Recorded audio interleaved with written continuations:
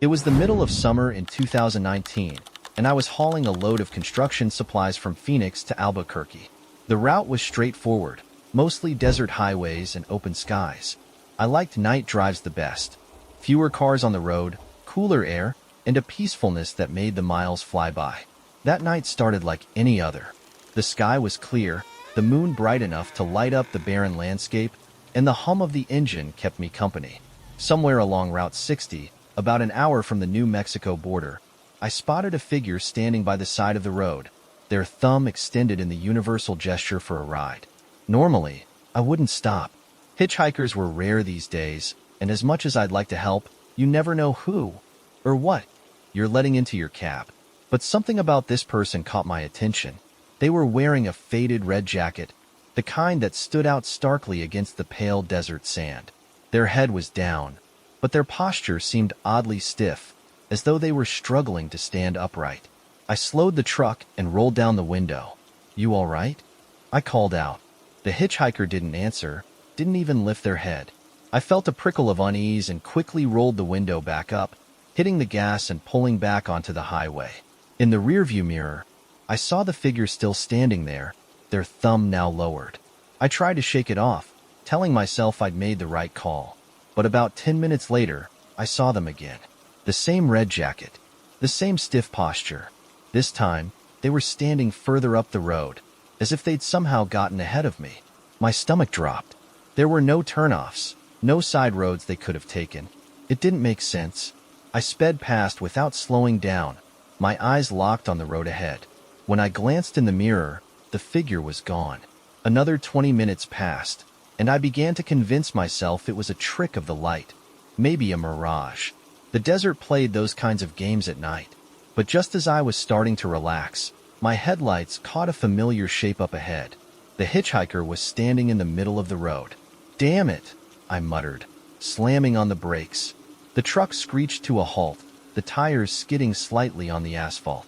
My heart pounded as I stared at the figure, now illuminated fully in my high beams. Their head was still down, the hood of the jacket casting their face in shadow. But as I sat there, frozen, they slowly raised their head and looked directly at me. Their face was pale and gaunt, their eyes hollow and black, like twin voids staring through the windshield and into my soul. A cold sweat broke out on my forehead as I fumbled to throw the truck into reverse, the engine roaring as I backed up. The hitchhiker didn't move. They just stood there, watching, their lips curling into a faint, unnatural smile. I swerved the truck into the opposite lane and floored it, my heart racing as I left the figure behind. The road stretched endlessly ahead, the desert silent except for the roar of the engine and the pounding of my pulse. For the next hour, I couldn't stop glancing in the mirrors, half expecting to see the hitchhiker standing on the empty highway. But the road remained clear, and I began to convince myself I'd imagined the whole thing. Maybe I was more tired than I realized. Maybe the isolation was playing tricks on me. That's when I heard it, a faint knocking sound, coming from the passenger side door. I froze, my grip on the wheel tightening. The knocking came again, louder this time. 3 sharp raps that echoed in the cab. I glanced at the passenger seat, dreading what I might see, but it was empty. Summoning every ounce of courage I had, I pulled the truck to the side of the road and grabbed the flashlight I kept under the seat.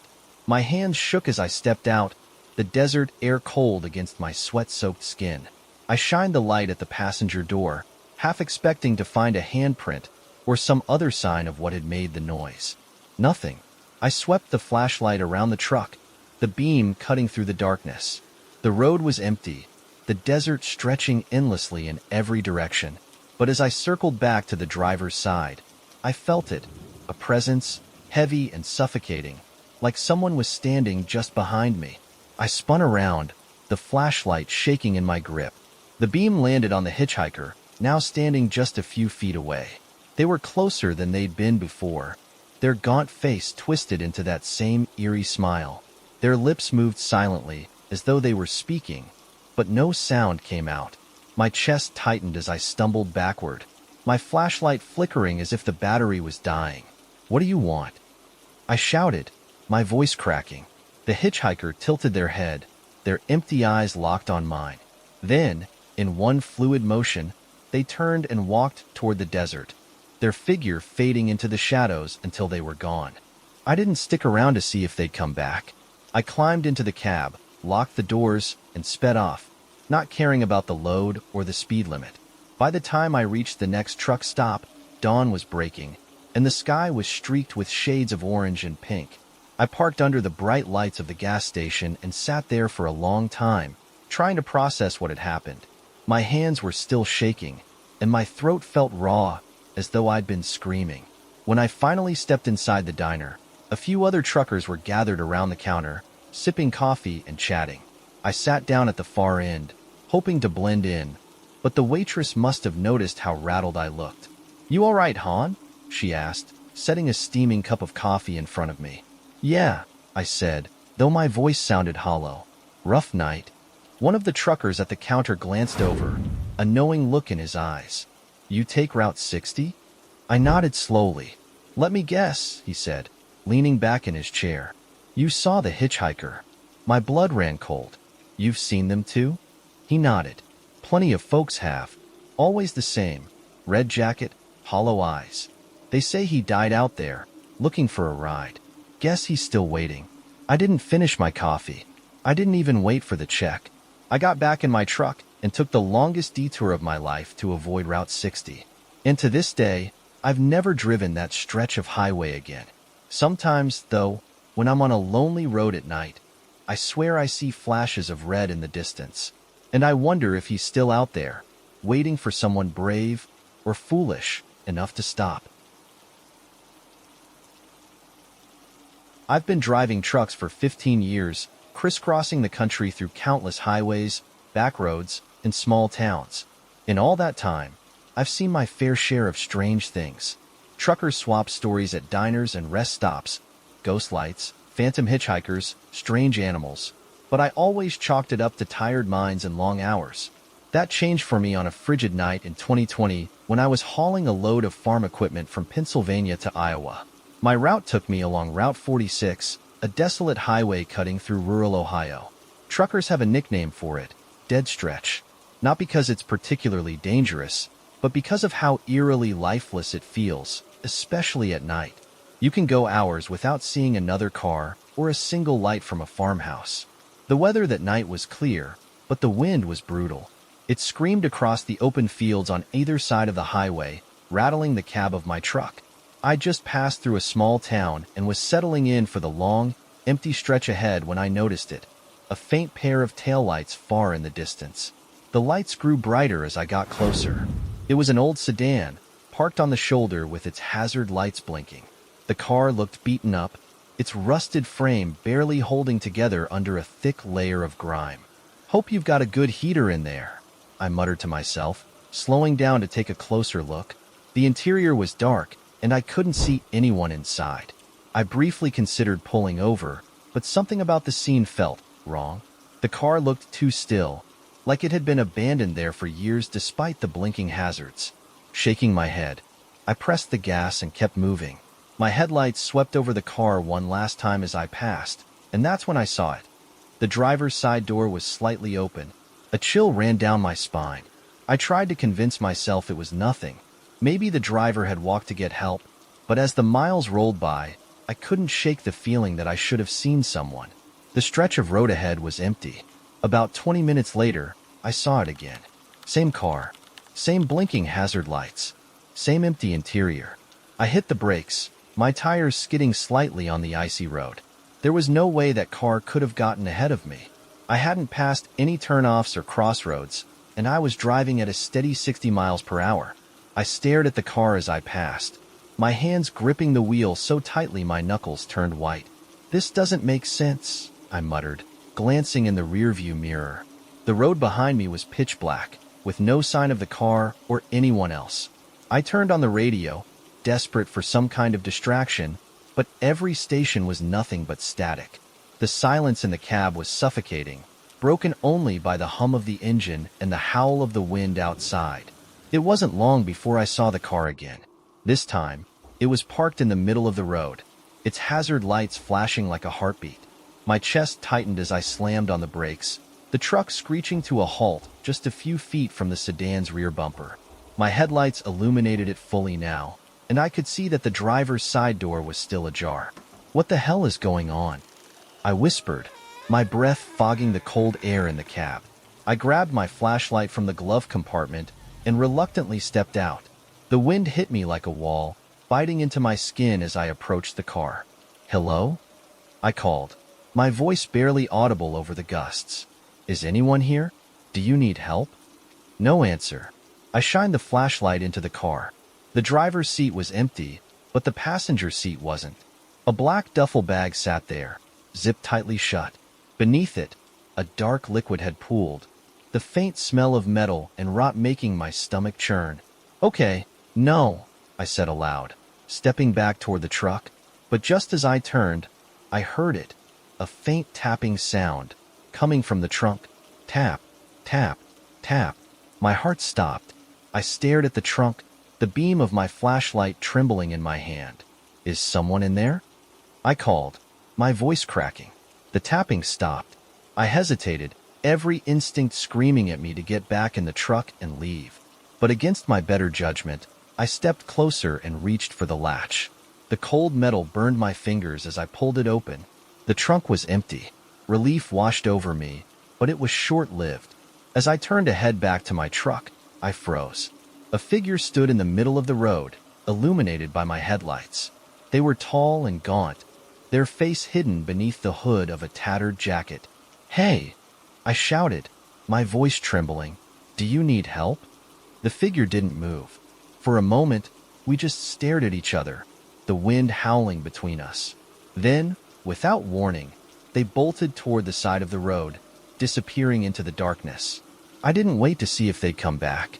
I sprinted to the truck, slamming the door shut and locking it behind me.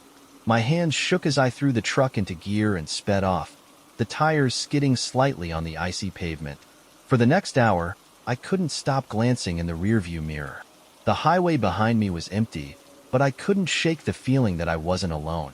My knuckles ached from gripping the wheel so tightly, and my breath came in short, panicked bursts. When I finally reached the next town, I pulled into a brightly lit gas station and parked under the canopy. The warmth of the fluorescent lights was comforting, but the unease lingered. I called the local sheriff's office, describing everything in detail. The dispatcher listened patiently before asking, "Did you see the car's license plate?" "No," I admitted, "but it was old, rusted with Ohio plates. Does that help?" There was a long pause before she replied, her voice quieter now. "We've gotten reports about that car before.